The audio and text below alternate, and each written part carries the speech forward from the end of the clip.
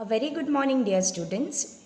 Today I have brought you a new lesson of Science 2, that is lesson number 6, Animal Classification. You know that you have learned in the previous grade that there are a variety of organisms, okay, living in these surroundings, right?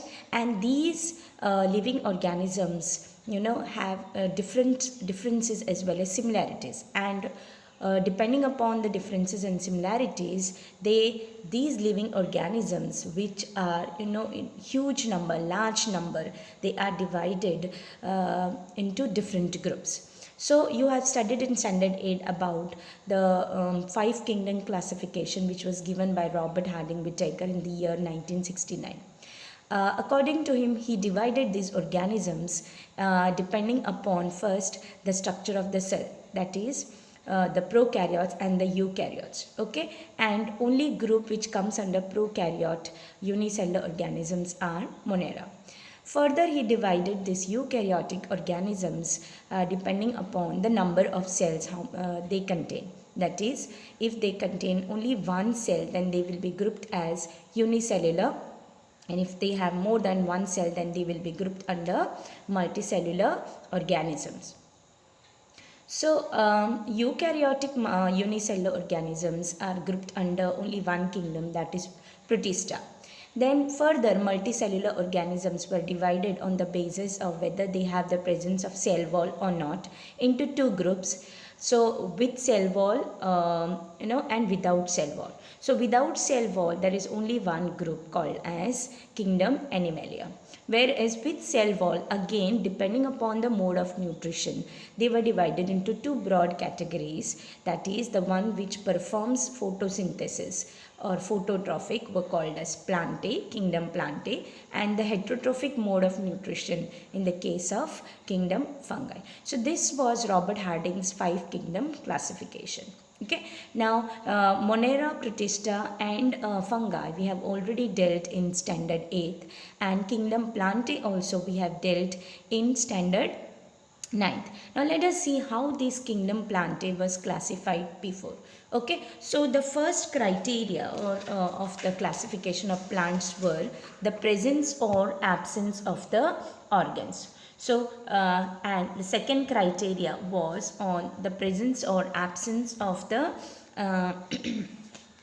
separate conducting tissues for conduction of water. That means vascular, presence of vascular tissues, that is xylem and phloem.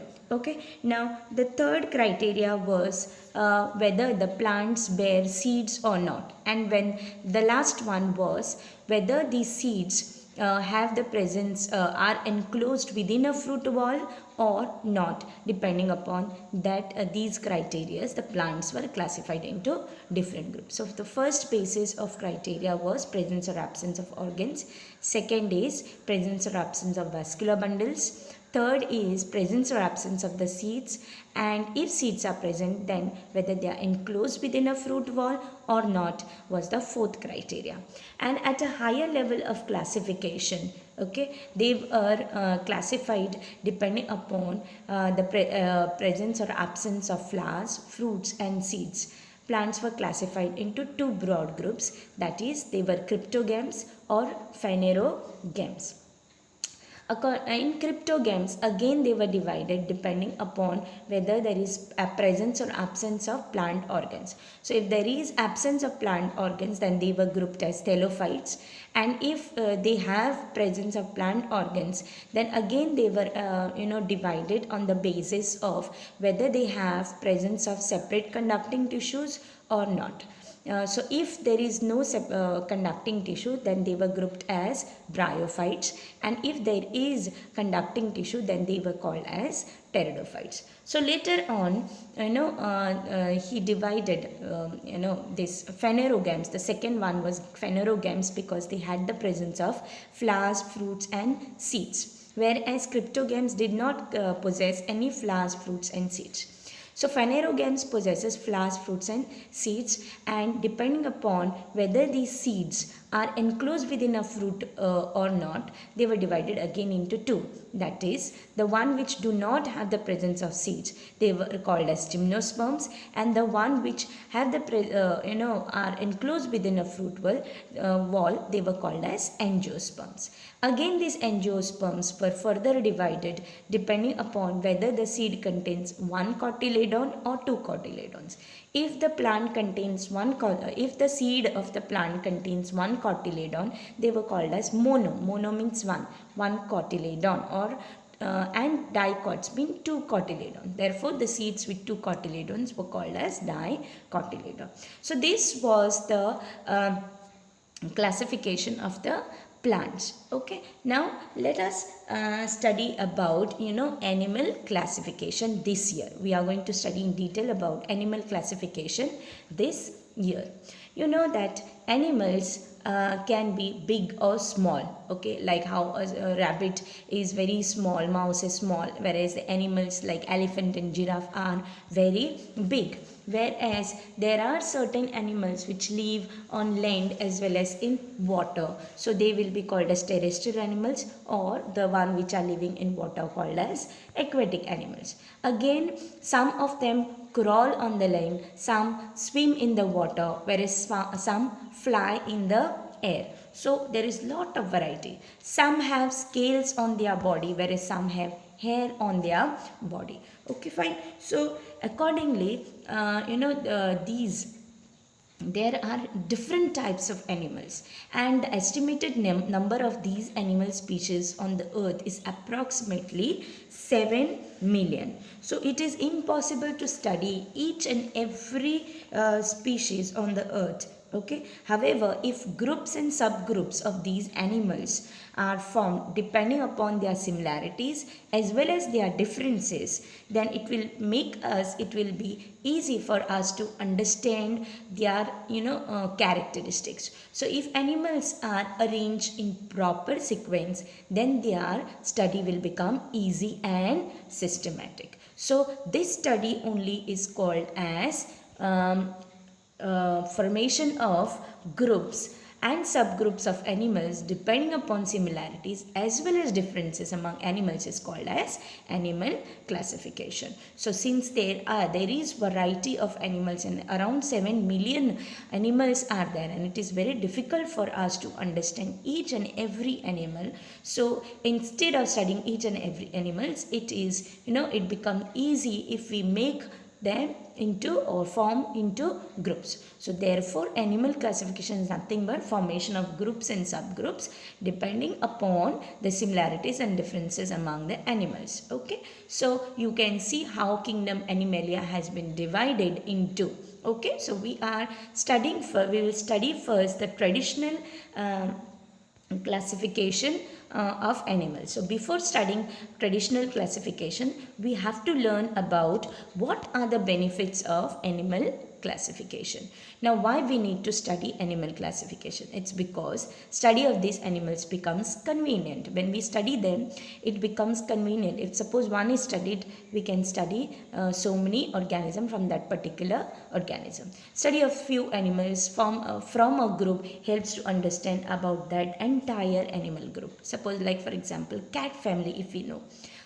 In cat family, we have cats, all the domestic cats. Then we have wild cats such as lion, tiger, panther, leopard. All these are coming under one family. If you study one animal out of all these group, we understand the characteristic about other animals also. No need to study everything.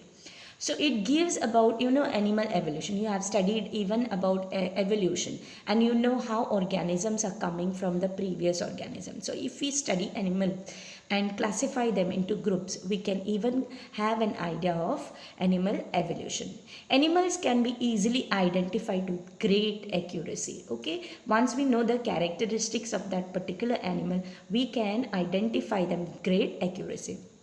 It also helps to understand the relationship of animals with other living organisms. So that means one group you have studied, from this group, what are the other relationship with these the other animals? Like for example, cats and dogs, what is the relationship between these animals? We can come to know by studying animal classification.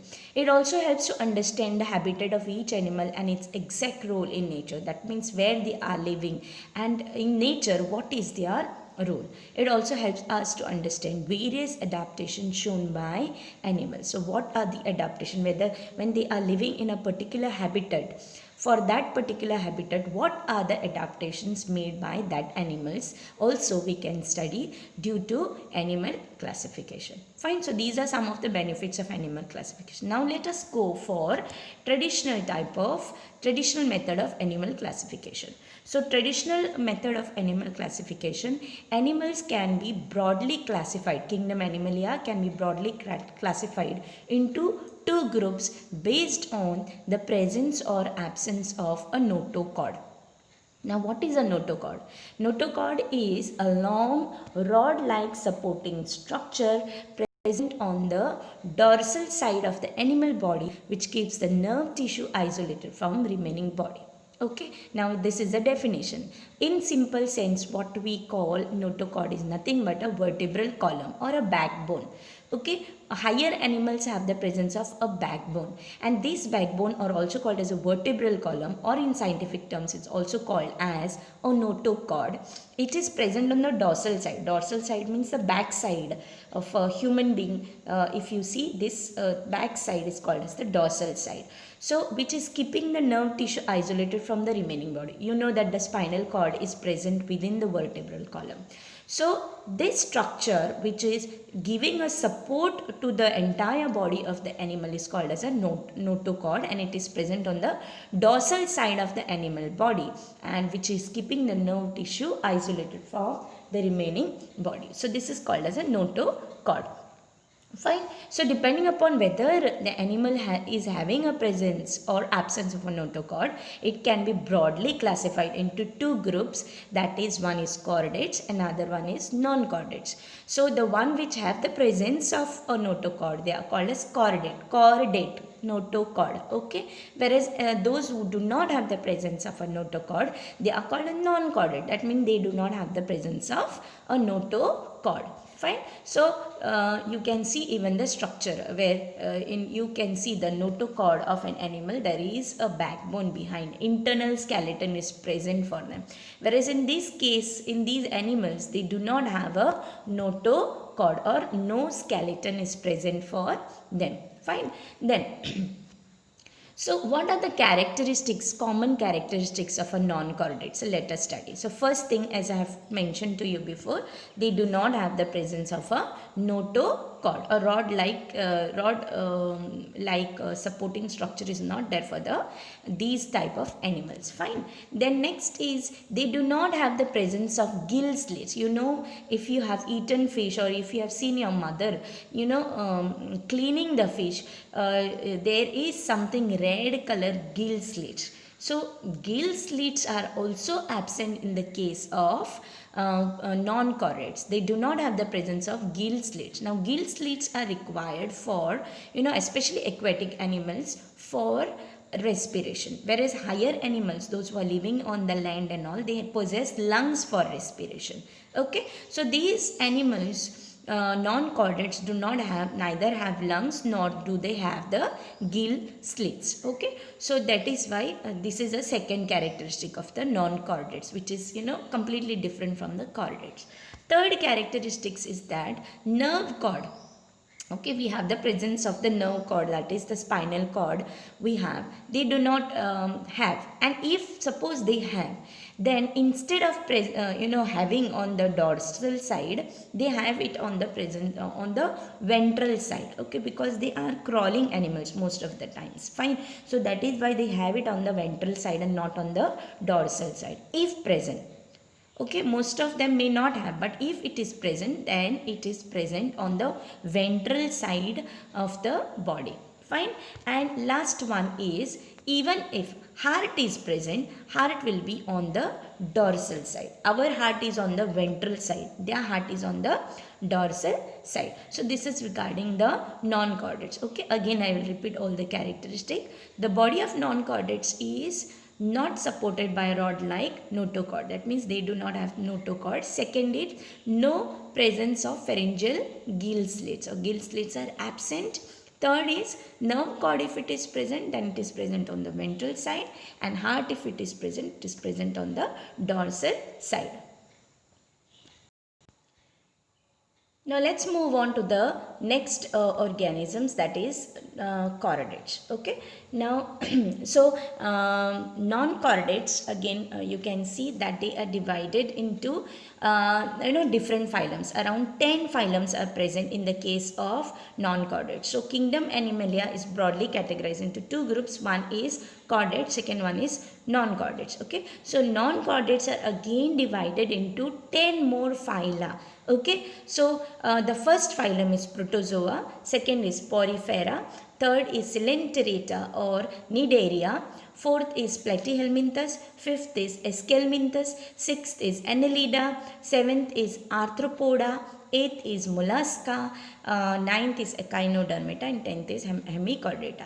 Now these are all new terms to you. Okay, so when you read so many times, it will be you will be used to it. So, and also to remember, there is a simple method. First you remember PP. Okay, PP means Protozoa porifera. Then we have C, that is Cnidaria or Coelenterata. Then again P is there, that is Platyhelminthes. Then 3 times AAA, that is Esculenthes, Annelida, Arthropoda. Then M is there, then E and H. So design some sentence for this, and then you will understand how to remember these names. They are not so difficult. If you are, if you read so many times, you will be understanding. Next is, let us understand the characteristics of the chordates. So chordates, it is just the opposite of the non-chordates. Here body is supported by a notochord. Fine. Second is pharyngeal gill slits or lungs are present for respiration. Then nerve cord is present. Pharyngeal gill slits or lungs are present. So you can see the gill slits and the lungs. Gill slits in the case of the aquatic animals, whereas terrestrial animals mostly have the presence of the lungs, or higher animals have the presence of lungs for respiration. Then nerve cord is present on the dorsal side, whereas in the case of non-chordates it is present on ventral side. Then heart is present on the ventral side. You can see it is on the ventral side of the body. So this is regarding the characteristic of the non-chordates. Fine. Now these, not non-chordates, chordates. Now let us see this. Chordates are again divided into a phylum Chordata, and this Chordata is again divided into 3 broad groups. Okay, they are Urochordata, 3 broad group which are also called as subphylums. Okay, in the case of non-chordates there are no subphylum, directly phylums are there. Here phylum name itself is Chordata, and it is divided into 3 broad groups called as subphylums. Urochordata, first one, second Cephalochordata, third is Vertebrata. Again Vertebrata is divided into 6 classes. Okay, the first one is Cyclostomata, then Pisces, second one, third is amphibians. You might have heard about amphibians. Fourth is reptiles or reptilia. Reptiles also you have heard. Aves means all the birds or aerial mode, those who have are called as aves. And last is mammals, that is all the higher animals like including human beings are coming under mammals. So this is the traditional method of classification. So next time we will learn about though it has been cancelled from your this syllabus about the criteria of the classification, new system of classification, still I will have to mention certain characteristics, because when we are dealing with each of these phylums of non-chordates and chordates, these words are going to come from the criteria of the new system of classification. So briefly we are going to learn that in the next video. So till then students, thank you and bye.